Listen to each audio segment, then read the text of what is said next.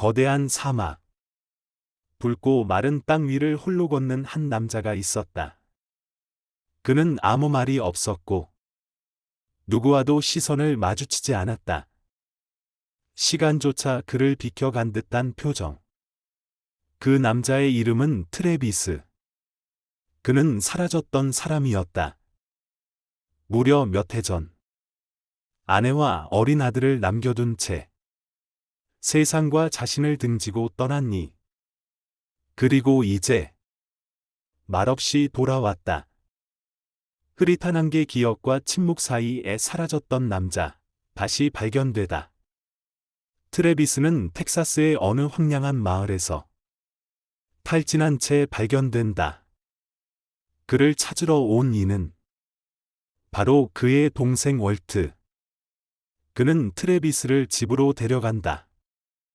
하지만 트래비스는 말을 하지 않았다. 기억이 없는 듯했고 말을 하지 않으려는 듯했다.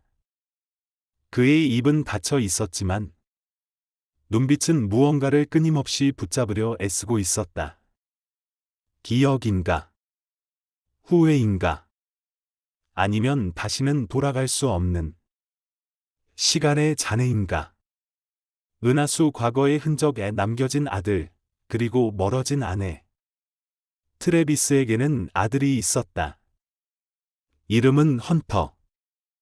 그가 떠난 뒤 월트와 그의 아내 애니 헌터를 길렀다. 헌터는 아버지를 기억하지 못했지만 막연한 그리움은 마음 한켠에 남아 있었다. 처음엔 서먹하고 어색했던 두 사람은 조금씩 서로의 온기를 되찾는다. 트래비스는 과거의 잘못을 말로 설명하지 않았지만 침묵과 눈빛 속에서 아들이 이해할 수 있는 무언가를 전한다. 헌터는 그 침묵 속에서 아버지의 슬픔과 사랑을 읽어낸다. 그리고 마침내 트래비스는 진짜 되돌아가야 할 곳을 향해 다시 길을 떠난다. 그곳은 자신이 남긴 상처의 시작이자 끝인 아내 제인의 자리였다.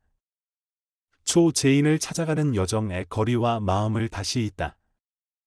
트래비스와 헌터는 제인을 찾기 위해 함께 길을 나선다. 그들의 여정은 풍경 속의 침묵처럼 말보다 감정으로 이어진다. 마침내 제인을 찾게 되었을 때 그녀는 한 은밀한 공간에서 일하고 있었다. 말 한마디, 손짓 하나조차 조심스럽게 전달해야 하는 창 너머의 방. 트래비스는 그녀를 처음 본 순간 말을 하지 못한다. 그리고 다음 날 그는 용기를 내어 그녀에게 자신을 드러낸다. 하지만 제인은 그의 얼굴을 보지 못한다. 그 방은 고객과의 대화를 위해 일방적으로 소통되는 공간이었기 때문이다. 그는 목소리로만 자신의 모든 과거를 고백한다. 허브창 너머의 고백에 말이 닿을 수 없는 거리. 그날 트래비스는 오랫동안 말하지 않던 입을 열었다. 그는 제인에게 말했다.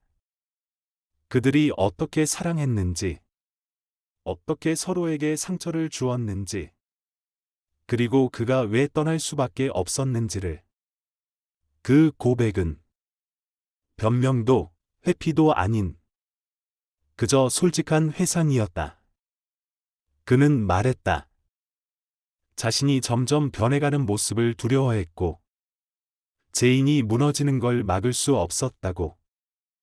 그리고 떠남은 끝이 아니라 그녀를 더 망치지 않기 위한 최후의 방법이었다고.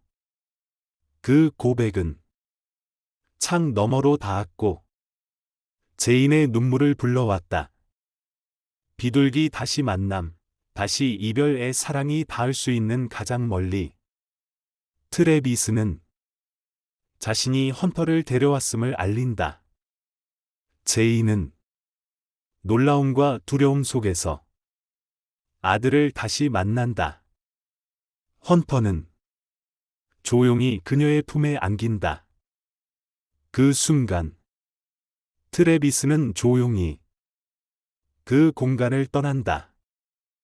그는 모든 것을 돌려주었고 자신은 다시 길 위로 돌아간다.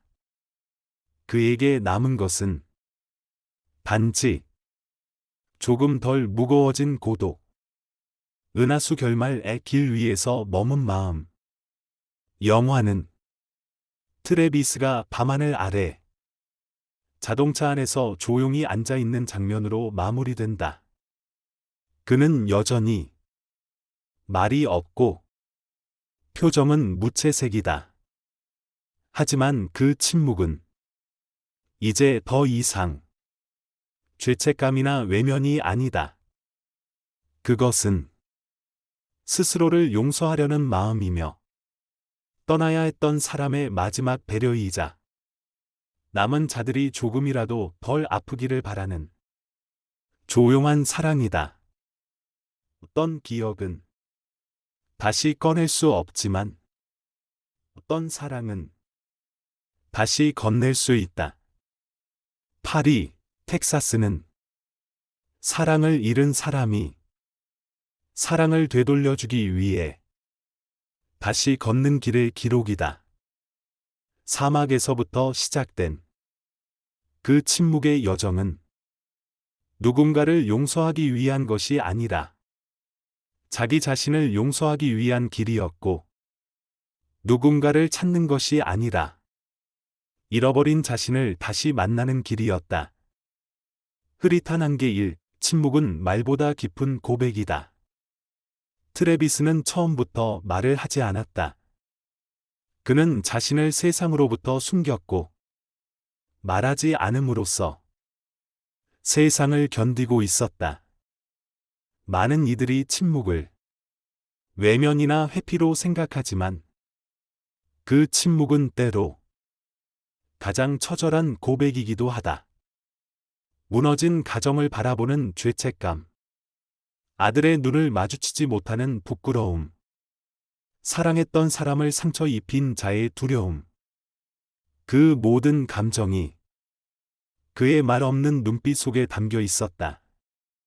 이 영화는 말하지 않아도 모든 것을 전달할 수 있는 감정의 깊이를 조용히 보여준다. 은하수 2. 떠난 사람의 죄책감, 남은 사람의 상처. 트레비스는 떠났다.